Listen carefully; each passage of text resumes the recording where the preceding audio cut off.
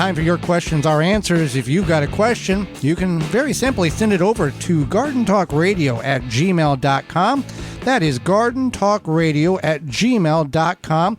Or if you are the talkity type, you can give us a call toll-free, coast to coast. That number for the Proclamation Hotline, brought to you by Proclamation Goods, is 1-800-927-SHOW. 1-800-927-7469. The talkity type.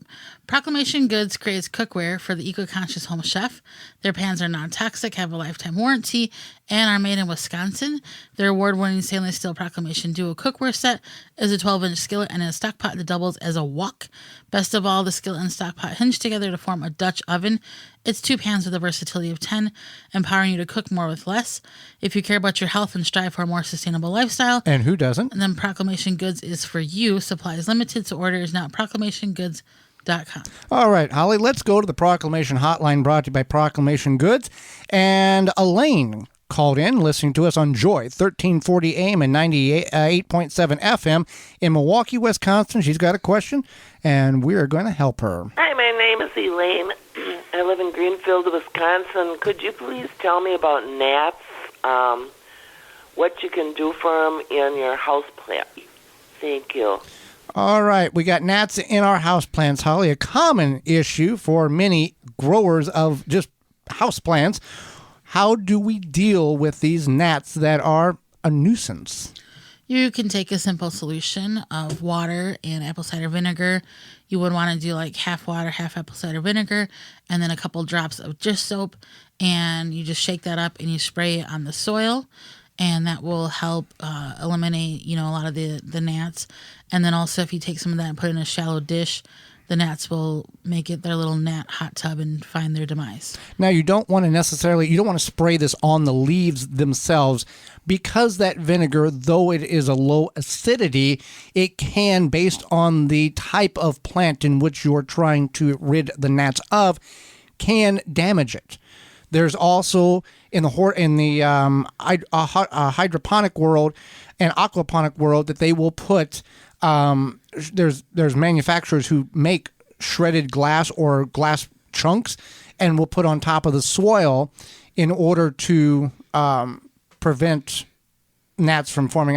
It's in the indoor growing world, not necessarily hydroponic, aquaponic world, but that is a thing. Also, you could put a layer of sand that will prevent the soil gnats from going in the soil and mating and laying eggs. So there's a couple of different ways to go about doing it. Sand, the only disadvantage to the sand would be when you water, you could displace the sand and then you have to put more sand. It could be a pretty big mess. I would start out with as you spoke about, the gnat hot tub and spraying around. So that would be how we would start with that. All right, Holly. So we have another question. Yes. And this one is sponsored by Fleet Farm. Yep, sponsored by Fleet Farm and fleetfarm.com. That is correct, Holly. So hello, I'm in Zone 4 in central Wisconsin. Is it too late for me to plant bush beans? Thank you, and I enjoy your show. Well, thank you for listening. All right. Well, bush beans take 40 to 60 days. And that's when they will start producing their beans. And we learned a couple of years ago that if you continue to harvest, which we knew that, but we didn't know the second part, and continue to keep them moist and happy, they will produce all the way up to frost. We've had that in 2 years now running. So no, it is not too late to plant bush beans.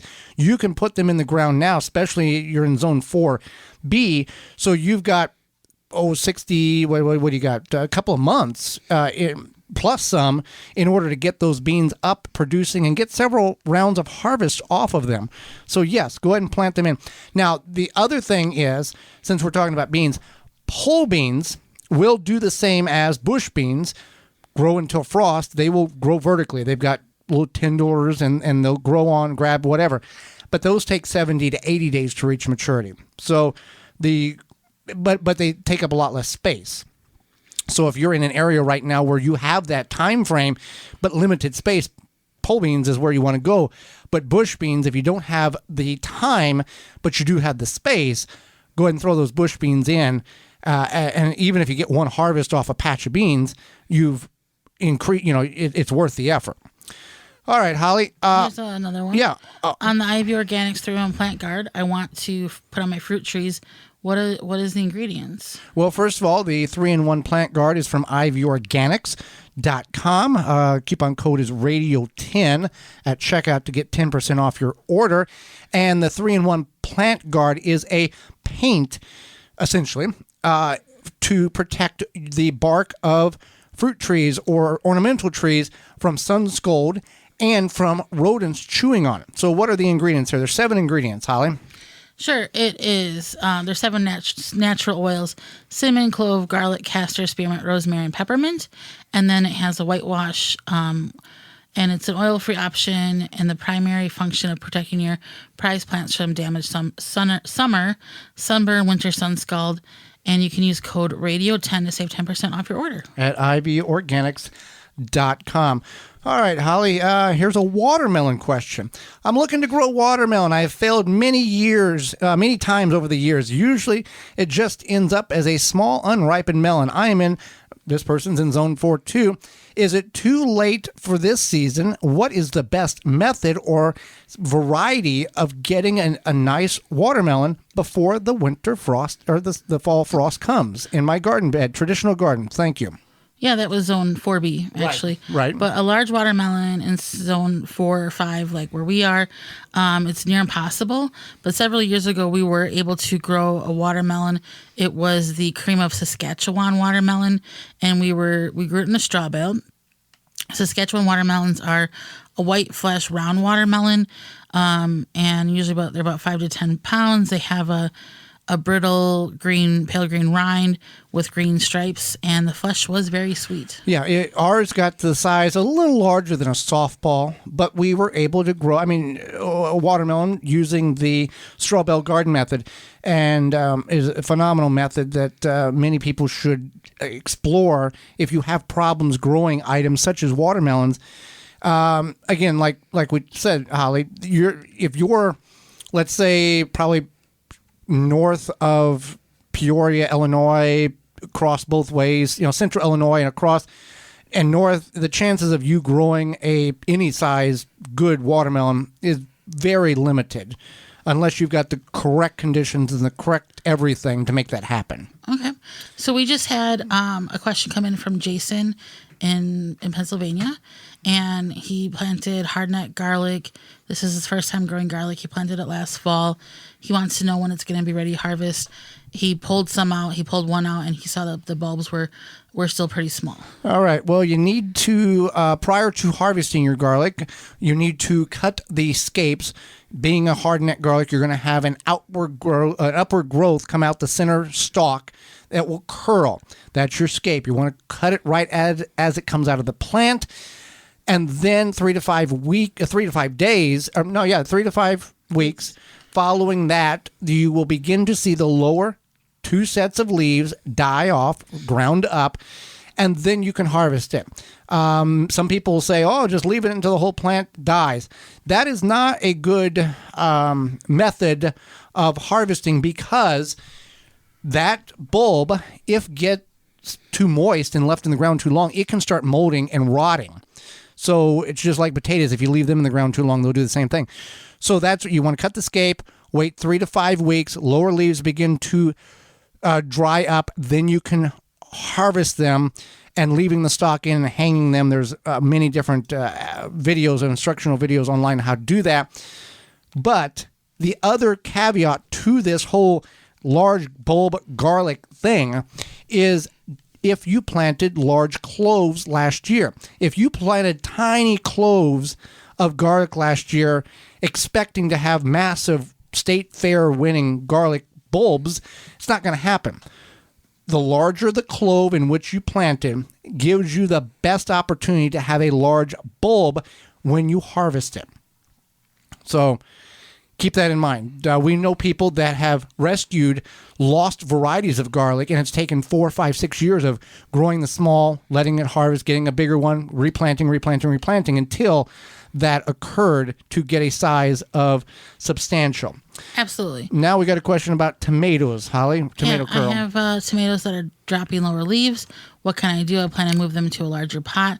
The other flats have some issues too, but these ones do not. All right. Well, we've had this problem before. And there's a couple of factors that weigh into this. One being temperature. If it's too cool, the second can be the lower leaves are not getting enough light because the upper canopy has such a thick growth on it. Overwatering can also cause the lower leaves to fall off. With as long as the upper leaves and the majority of the plant, and we're talking if the plant doesn't have early blight or a disease, this is just the leaves are just kind of turning yellow and falling off. It could be early blight, could be soil splashing up, diseasing the leaves get diseased and they fall off, and the progressiveness of that will work itself all the way up the plant. If it's not that, we would just leave it be, trim the lower 6 to 8 inches like we talked about in segment 2, and just prevent that from happening anyway. Just cut the lower leaves, leaving the stem of 6 to 8 inches up the stalk to allow the air to circulate. If you do have early blight issues, again, mulch. And then you can also, before mulching, apply a handful of yellow whole grain cornmeal around the base of the plant on the soil and then water it in. And that will help reduce the early blight, which is in everybody's soil, by about 90%. And then mulch on top of that and water it in, and that will greatly reduce. The whole grain cornmeal has a beneficial bacteria in it called trichoderma, which fights the early blight, which is in everybody's soil. It's not like you're going to buy a truckload of soil, compost, have it backed in the yard, dump it, and then you're blight-free. That doesn't happen unless you get a soilless mix from a bag at a garden center. For more information, please visit thewisconsinvegetablegardener.com.